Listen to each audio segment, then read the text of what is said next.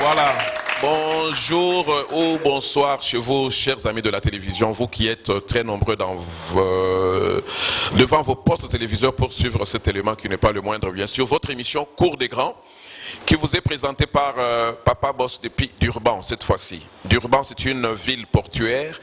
Pour vous qui ne connaissez pas très bien l'Afrique du Sud a beaucoup de grandes villes. Et souvent, nous ne parlons que de Johannesburg et quelquefois de Cape Town, mais Durban, c'est une grande ville et nous l'appelons la ville portuaire parce que c'est cette ville par laquelle nous avons les bateaux qui accostent, qui amènent des marchandises ou même des personnes d'outre-mer et qui viennent accoster ici en Afrique du Sud. Donc, nous n'avons pas de port à Johannesburg, mais nous pouvons être fiers de parler de Durban, qui est aussi une petite ville qui est dans KwaZulu-Natal, qui est une grande province très bien connue. Et cette ville de Durban émerge aussi dans le domaine évangélique, parce que nous avons beaucoup de communautés ici à Durban.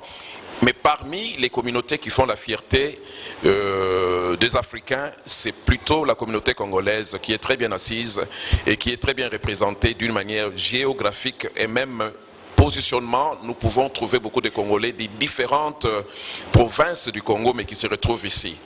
Alors, il y a aussi certaines institutions ecclésiastiques qui ne sont pas seulement arrêtées à exister au niveau du Congo, et plusieurs sont aussi ici, en Afrique du Sud. Mais la grande communauté ACK est aussi représentée, que ce soit à Johannesburg, à Pretoria, à Durban, et même à Cape Town. Mais ici, aujourd'hui, c'est plus Durban qui nous intéresse.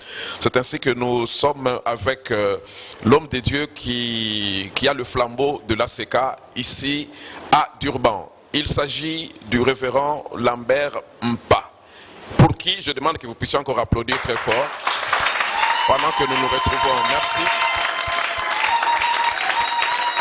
Alors, pasteur Lambert Mpa, c'est le père de ACK Durban. Mais nous l'appelons souvent attaquant des pointes, non seulement numéro 1, numéro 2, numéro 3, mais numéro 9. Alors, Motonazambe, Mbote Nano. Oui, mais non, il s'aligne sengo komona que malgré l'occupation nayo, au sepeli Papa Bossa Yambao. Ngape na sepeli minko Yambayo, vraiment, qu'on recevoir yo na église na émission oyo vraiment la zane sengo makasi ngani na sepeli mingi koleka. OK, batebele selon ndenga na yokelaka que soki Papa Bossa fandi na plateau na mutu na nzambe oyo peut-être azalaki kopela penza na kati ya cher, mais soka moni Papa Bossa mbe na ya bangaka yo pe obangi to eriango oyo comme ça so obangi to katika émission. Ah, vraiment bon kobanga eza grave loba ko respecter nde tozo respecto mais kobanga obangi te ataka de point numéro 9 kobanga te.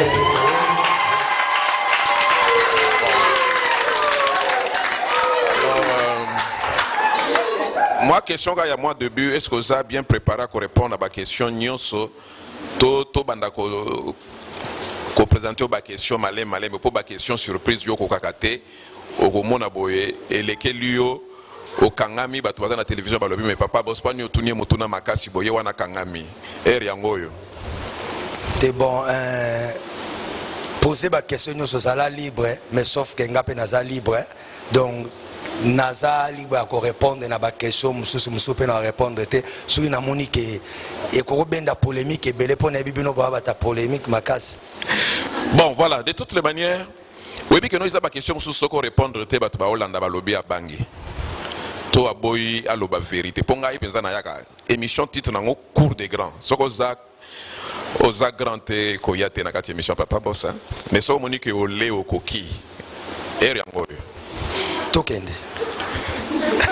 Merci beaucoup. Voilà, là, nous nous introduisons.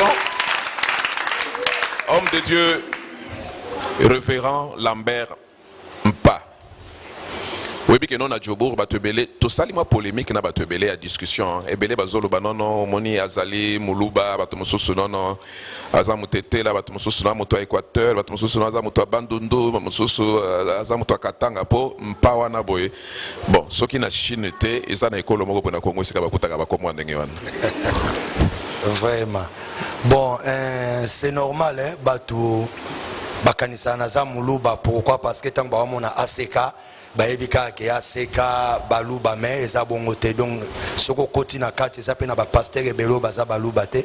Comme preuve ngayo naza muluba te, nga na 100% mutabandundu. Tikolo babo muluba te. Te na muluba te na mutabandundu 100% mongoli. Non, non, peut-être changer pour l'église, bah, soupçonner que non, ils ont bien banda kala ke ezande ngwana même na ba papa na nga ba ebi papa évêque ebi voici l'homme pas ebi ke na mutabandundu. Non, non, mais est-ce que vous avez confirmé que Makamwazo Loba? Mais vous avez senti que non, et le Béninaïs a baluba. Donc, alors, voici l'homme. Bon, yo, au Meli Bango, pensa donc au Lingi Bango, Lingina et le Bénina Bango, puis au Landiango. Bon, et le Bénina Bango n'a évité, bon, on a le bandé na lobaka, mais ce qui n'est pas, yo lobi que na le baneti Bango. Bon, na moni pesa na verset monté na Bible peut condamner, on sait que, et qu'il y a un problème. Vous avez une continuité. Bon, tu vois, voici l'homme il y a quelques jours. Vous sentez que non, ils ont timbre, ils ont continué. Mais comment vous abandonnez à le baboy? C'est pour faire voir à tout le monde que ACK ezaka ya baluba tende batu bakanisaka. Donc eza be kolonyo so ba pasteur ba mongo baza, ba pasteur ya ba bandundu, batu ba Congo baza preuve yango naza na dire bon naza muluba te. Donc ACK ça tout le monde. Merci beaucoup. Vous avez quand même dans moi histoire nayo avant au comme ACK. Bon, prenons un peu. Ils ont peut-être bilo mosu sobi que ebela bandimi ba monoka kozote ya bango hein. Ebele bayaka bakutoka ozaza na cher ozote ya bango ba musu basepela kana manga munayo basepela kana yo basepela kana mate na yo mais peut-être ils ont bilo mosu ba musu ba kozwa révélation kana émission. Au Botama chrétienté. Prenons un peu la page un païen qui s'appelait Lambert, un païen. Bon, aya est pas dans Zambende. Au quoi se souvenir, Oya est pas dans Zambé modèle nini. Parce que si tu me dis que Botama chrétien, vous avez déjà dans Magamba bien, vous avez qui mou paganoté, vous avez qui au sala Magamba bête, bon, à éviter, ils ont la camoko spécial et exceptionnel. Parlons un peu de ta conversion. Merci Papa Boss. Karandengo lobby na Botama chrétienté, ngai na kola na église catholique. Nazalaka d'ailleurs ezana bato baby catholique ba groupe Kizito Anuarite nazalaka kuna nazalaka elenga mwinda na kendati même petit séminaire na Barumbu paroisse na psezalaki Saint Rombo na Barumbu donc nazam toi catholique mais vers les années 1900 na bosanité bon ba 92 93 en tout cas j'ai oublié ndé nazwa ki conversion na kaka na église catholique mais na renouveau charismatique alors kuna ndé na zwaki ba fermissement tito bando sambela tangu na longwe kuna na kena église moko na Barumbu na Wave ministry côté ya pasteur Challenger que je salue vraiment bon kuna nde na évolué qui mais après cela j'ai eu un problème et loko mec me manga na c'est que zaki problème à obota donc tant to balani ko bote zaki matata alors nazolanda AirTag avec Mukuna lobby bazaki na service à 40 jours alobi ke bo kende partout na ba église na biso sokoza pembeni kende kuna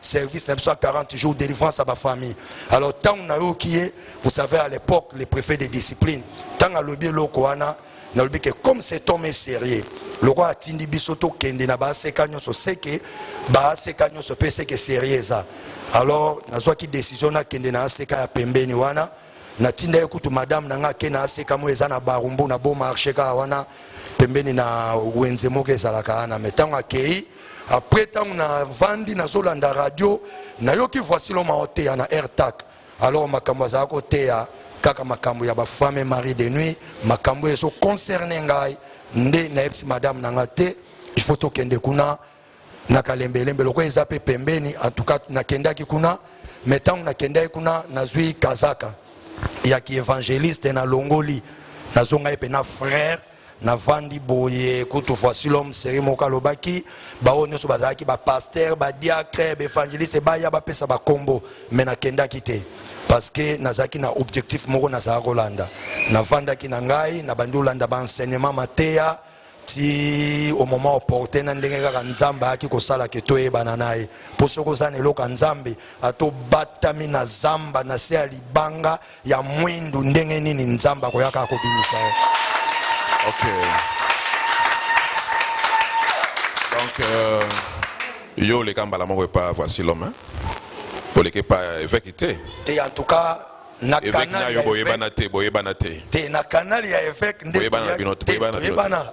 Apa mutu nyonso en tout cas il faut ebakaka évêque pour le même si to komi pasteur awa parce que évêque apesa ki ordre. Donc ce qu'a pesi ordre te aux donc preuve yango wana que non pour bengisa mutu moko ya awa bon opona ki nano voici l'homme nano donc obana la bonne moto encadra ki yote obana ki na évêque te omoni ba polémique te totuni donc peut-être pour so bengisa ki évêque peut-être voici malingal abengo pembeni mais mwana yo olio benga ngai tata na yo ko benga évêque o sotenga boye point monte ke lingi pesa siko neti moi retour eza bongo te évêque aza patriarche ya communauté aseka même munene na ye wana kobengisa évêque okanisa ngo eza pete donc eza facilité même so okoti na bureau na nga kuna omona photo évêque eza na yanga mpe eza tout comme ça na voici l'homme ezali donc kobengisa évêque eza pete te eza vraiment pete te eza il faut lia otonda. Et puis ça n'a pas occupation tellement ébélé oh yo yebi ko poser nga pe ba question comme te. C'est que le col nga pe na l'équipe boye donc après une semaine photo na nga pe ko taper na bureau na yo et puis sikaka. La éviter voilà na 5 si cela est possible. Total. Bon voilà, cela veut dire que père spirituel na yo d'une manière officielle, c'est voici l'homme. Oui, c'est voici l'homme. Yenda liaga moi un dixième. Tout évolue, Gagat. Tout évolue en tout cas. Yo, pardon, bon voilà. Alors, les lobes à Bengio attaquent de pointe. Pour la raison. Bon, on était que les lobes bozo mais ma bozo mais net moi. Bon, omi benga to ba benga yo. Attaquant de pointe. Et ça là moi ba coïncidence moko boye nde kombo wane bima. D'abord un ACK oka ACK Kalembelembe. ACK Bandal, ACK Boué, donc c'est Assemblée chrétienne de Kalembelembe, Assemblée chrétienne de Bandal, Assemblée chrétienne, il y a Esika Nyos. Alors, quartier où on a la vente qui comme on a pointe. Alors, si le quoi tout église na pointe, ne combo ya église ACK pointe. Alors, et si qu'on coïncide, et si qu'on coïncide, ok. Tant que tu bandi musala nzambe na 2013 na ville d'Irban en tout cas il y a une logique moko ya ACK Kalembelembe présente côté na outil pour il faut logique wana ezala ba prière ya moto ba fait donc ko attaquer likolo ko attaquer donc to zo beta attaque sans recul donc moyen to zonga stimate biso to ko attaquer ba démon chaque fois alors si ko tellement to ko attaquer mingi mutu mo ebisa mais moi yo attaquer do yo betara na attaque yo ko za na défense no bité biso to za ba attaquer des pointes donc biso to attaquer donc à partir na pe combo wana eye so e coïncider biso to za ba attaquer des pointes ACK pointe sko batu bazo kanisa neti ACK pointe attaquer des pointes azoko attaquer batu te biso to attaquer ba démon numéro 9 donc attaquer des pointes ça ko attaquer ba démon mon équipe à Jésus-Christ numéro 9 ya une équipe à Jésus-Christ biso nyoso toza na bato ba Hollande biso ba lingité mais ngana zo yebisa banga ta mutu nyoso aboyi chrétien nyoso ça numéro 9 pour biso nyoso toza une équipe à Yesu Masia tozo ko attaquer ba démon c'est comme ça même na yo papa boss peut oza numéro 9 oza attaquer des pointes donc Bible lobby totika Satan aleke la biso te donc biso il faut toi attaquer avant y attaquer biso toi attaquer ndé ko attaquer des points c'est attaquer. Merci beaucoup. Ah oui. Non mais j'aime bien cet homme parle bien et je l'apprécie beaucoup. Alors message au Nzambe, au Santa que Nzamba pesa yo mingi ezanini parce que ça c'est le troisième culte onganaye et pas nayo mais na fandi na yoki na za na idée na zu moi idée pour onganayo ka na premier culte na sentir confirmation na deuxième culte na yaka lisusu lelo pe na yoko yoka moi et loko j'ai compris non pour moi Dieu appelle cet homme de Dieu, ou l'a appelé avec un message exact. Mais Nanina vérifie pas non. Merci pour la question. Je pense bien que Nzambe tanga benga ka homme de Dieu nyoso apesaka ye mwa particularité moko boye. Franchement par là même sur olandi biso na mateya nous prêchons presque nyoso mais tout ça basé na délivrance. Donc message nabiso et na kata délivrance nous prêchons la sanctification, nous prêchons tout, mais ce qui est important to lobela kamingi délivrance parce que même Jésus-Christ yemoka yaki un jour tangaye alobi l'esprit de l'Éternel est sur moi parce que il m'a oint pour délivrer les captifs. Donc mon numéro ba raison o yesoyaki pour délivrer les captifs. Donc message on nous a nous sommes basés sur la délivrance. Donc on moni il faut ça vrai. En tout cas attends la famille ba condamner nzamba ko la grâce il faut abima na libu. Ah oui. Non merci, ça c'est une confirmation de ce que moi j'ai constaté. Vous êtes plus dans la délivrance. Kola pa molo mingi pona yango. Yango délivrance c'est senga ka ba taxe sans recul donc ce qu'on attaque à des points, ma beza. Et puis numéro 9 en plus. Mais voilà. Et je sais, tu sais que quelque part au lobby logo moko o yatira ki attention nanga. Ozolanda na télévision. Olandi mutunazamba zoteya alobi boya na bakana bino et ozaki na ma problème moko. O yetindaki que no okende. Au compagnie on a lobby et rokendeki au mona ki loboko na Nzambe. En tout cas na mona ki loboko na Nzambe, c'est-à-dire au témoigner le oyo mona ki pas na Nzambe après que tu aies suivi le message de l'homme de Dieu. Oui, na lobby bien que ça tokendaki na problème mais mayenga mana seka c'est un problème de stérilité tout ça ko botate après kolanda ba enseignement ba jeûne ba prière ba offrande ba veille Nzambe ko sala biso grâce ayeko pesa biso mwana un beau garçon na kombo ya blessing donc il y a na pekuta comment beta drum lelo na église donc Nzamba. Amen. OK. Alors merci beaucoup, ça c'est un grand témoignage. Alors à partir de témoignage wana soki na lobby otali caméra wana il y a trésor na pesio 3 minutes lendi sa libota moko oyo bazaki na kamoro na yo lendi sa bango sikoyo po yo landaka na télévision oya au mona loboko na Nzambe mususu pa ko landa pe message na yo ayepe mo loboko na Nzambe. C'est ça que nous appelons l'évangélisation. 2 minutes tu regardes la caméra lendi sa oyo bazaki na kamoko o baleka par le même problème que yo, peut-être par ce message ils peuvent voir la main de Dieu. Nzamba zo lokumu. Mais une chose est vraie, la Bible dit rien n'est impossible à Dieu. Mutunyo so kazana kondima Yesu abwaka ka mutute. On donne que ce qu'on a, ceux qui biso to ça qui na problème toye to luki Yesu. To sale li bougite, to sale li maite, to sale li mafutate, mais kaka na ba jeûne, na ba prière, na ba offrande, to luki Yesu pe Yesu wana sali biso ngolu. Ayeko sunga biso naza ko exhorter na ndeko nyonso aza na problème.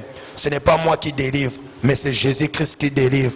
Soko ndimi Yesu lokola mokonzi pe mobikisi et soko pesi biso confiance, je suis sûr et certain Nzambo asali ke lelo stérilité longwa tozwa bana le même Dieu akosala ngwe pa na yo. Peut-être oyaki ka na problème ya stérilité, mais après cela Nzambe a fongoli ba horizon belé.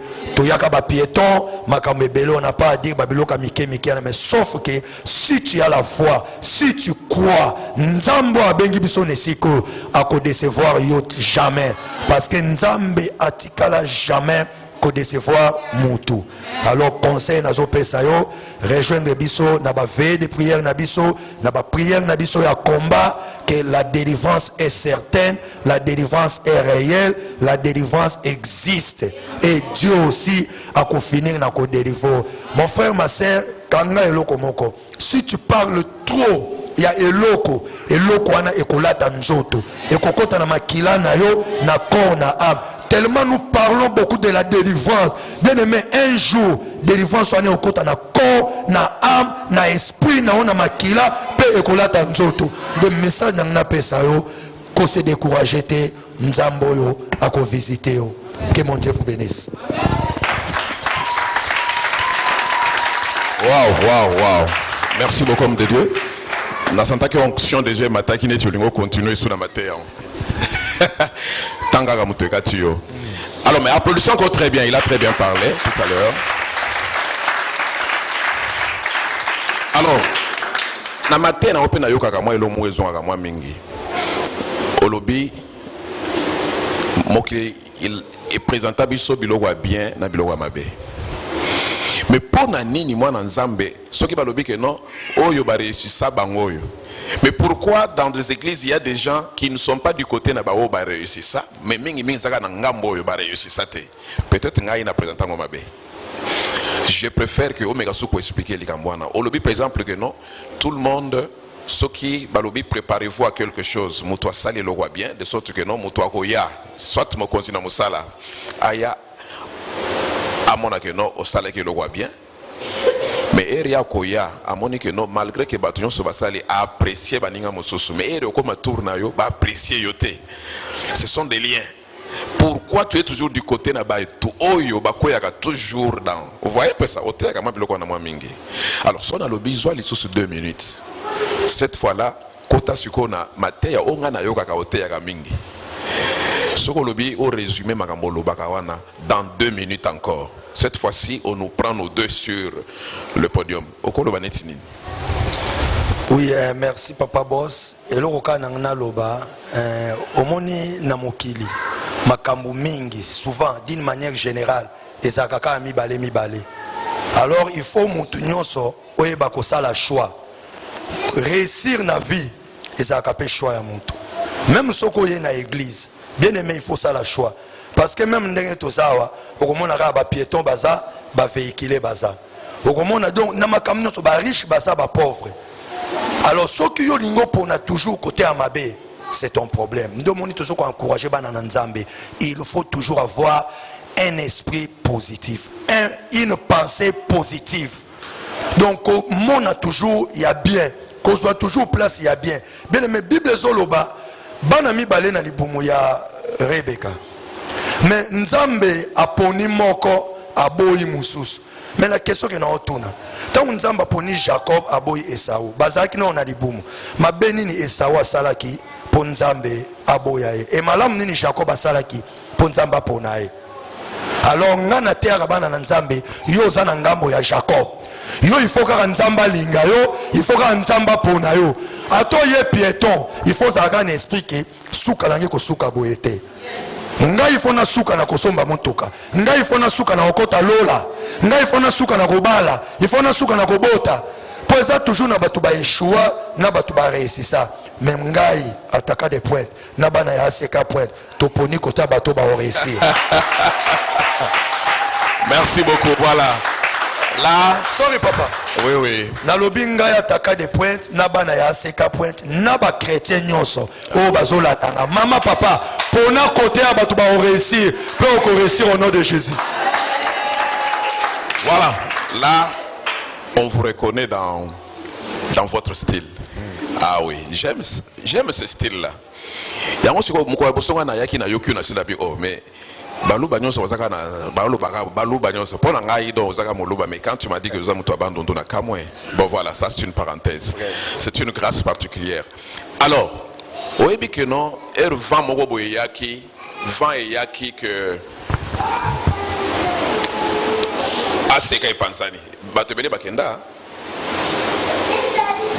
Nous avons appris. Nous avons appris. J'ai même fait une émission. Ça, je le dis officiellement. Nazali président, il y a médias congolais en Afrique du Sud. Je ne suis pas là pour camoufler des choses. Pasteur Vincent Chitamba Akenda. Ngai nazalaka na Congo na boya kokota makamongo. Na zongi Johannesburg.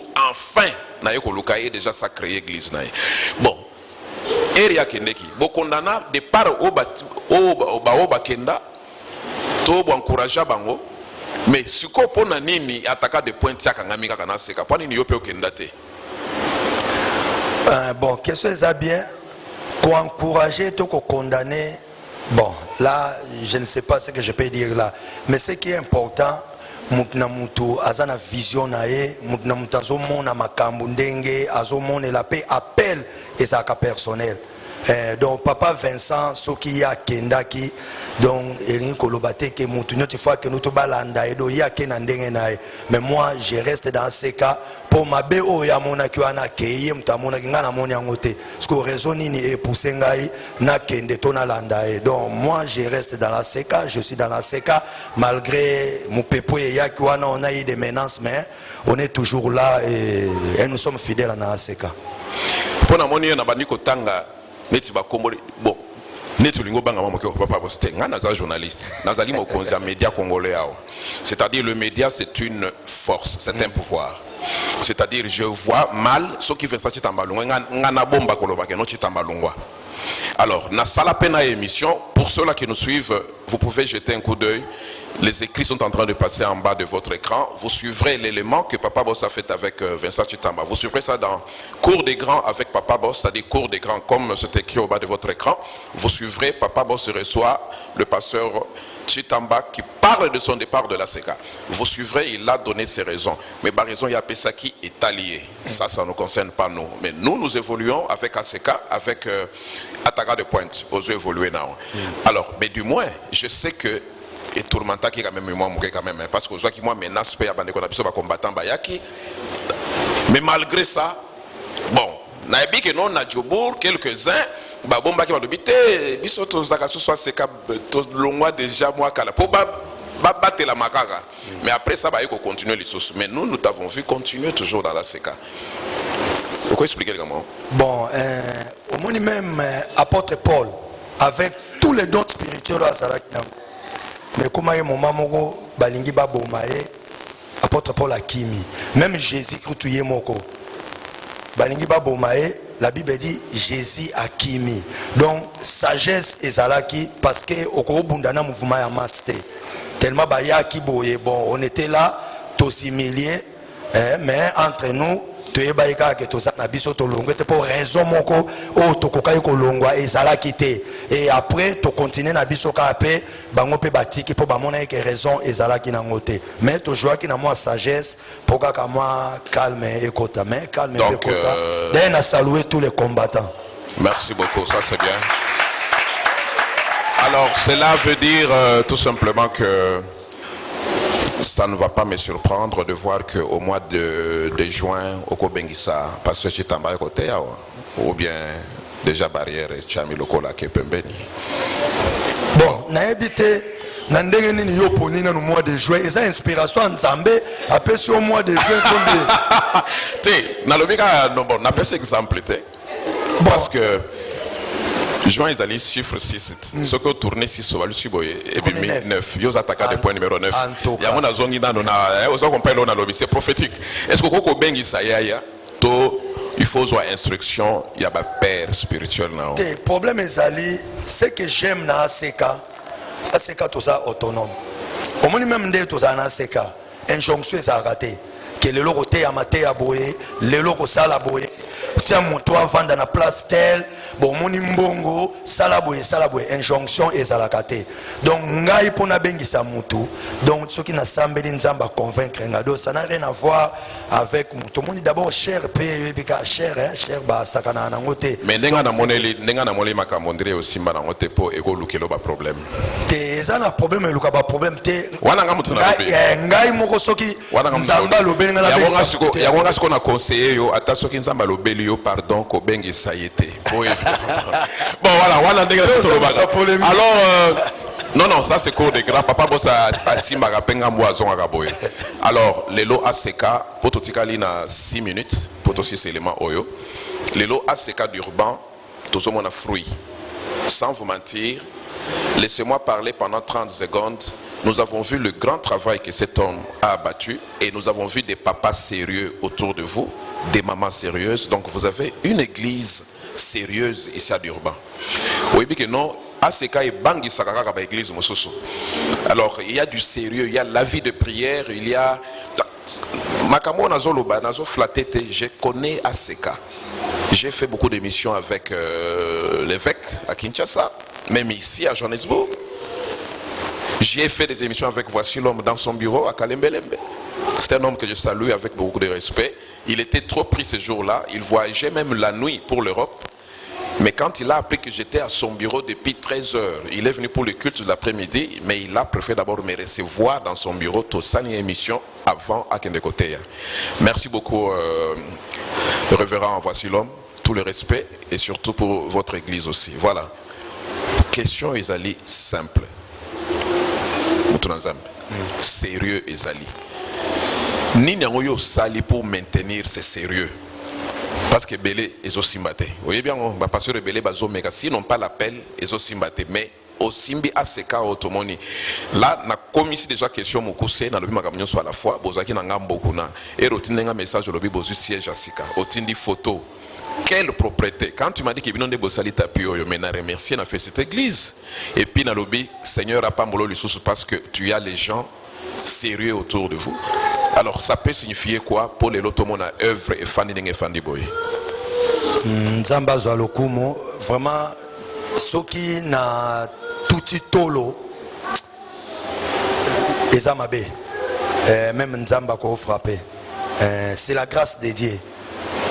Première fois, Voici l'homme Ayaki, Aïbsenge Lokomoko, Alobi, Zala na vie à prière, Zala na vie à gêne, il faut avoir une discipline et Zala sérieux na musala o Nzamba okeno musika. Et l'oka Aïbsenge Angoana. Nana kese kutoloba makambe bele. Alors na mekai kolandango, tout ça qui sérieux, tout ça qui discipline. Il m'arrive des fois. Tant que ça qui non a basal musus non là l'église ngai moko ceux qui m'ont un problème je prends ça dans mon thème ceux qui na téléphone il faut na sambela si faut ko kende kuna il faut na koma donc nzambe ya lola a monique na landa qui conseille à papa sérieuxité wana donc nzambe il faut kakayo ke la biso ma il faut ça la biso ka grâce wana nde secret ka yango wana pa ngo ezelo komsute parce que si to lobi pe eza pona o prière o jeûne o ninité eza pe na batu ba o jeûne mingi bazo prier ba sala makasi koleka même biso mais ça ka grâce na nzambe ma na nzambe parfois biso moko to ko ko expliquer ngo te alors yango mona qui comme yo osa quand même na standing à bien bandi bazon di melayo cheche fandi au boy na yoko zala membre ligue ngana zana jobur balobi pasteur Lambert ye alinga ba ligue wana tukuta lobaka au solo ba une fois na moko na ba membre a bolongo na biloko na bino pamba wana rapport ekomela na jobur eza bon te a papa boss kolanda te omoni mokili balobaka batu balobaka na bango kaka mais eza nango bongo te d'ailleurs nazo saluer na pasteur Benjamin président ya ligue ya ba pasteur na Dirba. Non, c'est que ozongeli parce que moi na une nouvelle asuka c'était que ozakunate. Bon, omoni batu ba pesa ba nouvelle. Bon en tout cas nazali la ligue soko ke otali na groupe ya ba pasteur ya ligue omona ko na azongi sikoyo. Te wana ba olo baga nazana nga toza bien na tout le monde en tout cas. Na kenda ba réunion tout consort je suis là. Non, ozongi li ba réunion mais ça c'est bien. C'est que mabo quand même pour l'homme de Dieu. Bon, nous suivons de loin ou de près tout ce qui se passe. Merci ingénieur pour les 3 minutes qui restent. Son kitoko. Est-ce que vous voyez quand même que j'ai vu l'ingénieur Tiki Magamnyo Sazo Sala. Et regarde, il y a que nos faux alawana ingénieur Aza. C'est que quelque part les gens considèrent quand même Lilobano ils ont quand même ils ont quand même na mwanguya nango batu ba sepela nango po batu ba sepela nango. Bon. Eza grâce na Nzambe puis yo mtolobi mais c'est que je sais na ebi omoni na mokili so zedika pe tout le monde ba sepela na tout le monde ba betelo maboko za dessus makasi et d'un nombre bateau ba ko bando sepela na yo na o ba sepela no te peut-être o ba sepela no te ba lekebele mais sauf que il faut ça la objectif okende na ebinanga même na filo ya Dirba eza bato belé balinginga ba ope balinga ngate mais biso to lingika bango et c'est comme ça la vie mais ce qui est important nous avançons. Voilà, merci. Ce qui est important nous avançons, c'est sur ces mots que nous allons d'abord mettre fin à cette première partie d'émission. Donc, Papa Boss est venu d'abord pour avoir l'homme de Dieu. Donc, ma soleuse à moi est belée. Donc, voilà, je sais que des grandes questions ont été posées. Au moins, sur les questions, on a tout na tunité au Ebisanga. En tout cas, alors, Oyoka Papa Boss na musika na ba émission et au moniteur que non malgré polémique Yomoko omi pesi combien sur 10? 5 sur 5. Ceux qui sur 10, 10 sur 10. Maboko pona koto. Ben voilà. Merci beaucoup, chers amis de la télévision. Ça, c'était qu'une première partie de cette grande émission avec cet homme de Dieu. Ce n'est que partie remise. Aujourd'hui, c'était une introduction, le premier contact avec l'homme de Dieu. Et je crois que vous l'avez suivi et vous avez apprécié. C'est un homme qui parle bien, qui a l'appel, qui a la maîtrise et surtout l'onction pour l'œuvre de Dieu. C'est un homme qui a un bon témoignage ici à Durban et d'une manière générale en Afrique du Sud. C'est rare. Parce que vous vous souviendrez, l'émission que j'ai faite il y a 2 mois, je vous parlais de certains hommes de Dieu qui ont perdu l'éthique des hommes de Dieu, qui ne sont plus trop dans la voie de l'Éternel. Et plusieurs se sont démarqués des bonnes conduites. Aujourd'hui, ils sont en train de faire du n'importe quoi, toujours au nom de l'Évangile. Et c'est comme ça qu'il y a beaucoup de problèmes. Je disais qu'aujourd'hui, s'il y a un grand problème dans le sacerdoce, parce qu'il y a beaucoup d'hommes de Dieu qui sont déjà occupés à l'œuvre de Dieu, mais sans être équipés. C'est un grand problème. Donc, pour être occupé à l'œuvre de Dieu, on doit d'abord avoir l'équipement spirituel pour faire cette œuvre. Alors, si aujourd'hui il y a des troubles dans le sacerdoce, plusieurs sont déjà occupés à l'œuvre de Dieu, mais sans être équipés. Je crois que nous en parlerons dans les jours qui viennent. Mais pour l'instant, nous vous disons grand merci pour l'attention que vous avez eue à attacher à cette émission, qui était bien sûr cette émission Cours des Grands. Papa Boss recevait l'homme de Dieu, pasteur Lambert Mpa, qui est le responsable, pasteur de ACK d'Urban. Nous disons grand merci à tous les serviteurs de Dieu qui sont à vos côtés, tous les papas que je veux ici, toutes les mamans, tous les jeunes gens qui mettent leurs mains à la charrue et qui ne regardent pas en arrière parce qu'ils veulent être dignes pour le royaume des cieux. Alors, on fait avancer l'œuvre. C'est comme cela que vous avez même dit que non, nous sommes là et nous avançons. L'œuvre doit avancer et sur ces critères de l'avancement de l'œuvre, nous disons grand merci à vous tous qui nous avez suivis. Si vous êtes à Durban, n'hésitez pas d'approcher ACK d'Urban et vous ne serez pas déçus. C'est une église qui va vous apporter beaucoup de temps de prière et beaucoup de temps de délivrance. Si vous avez aimé chez vous, nous applaudissons très fort et Papa Boss vous dit merci et à la prochaine. Ciao.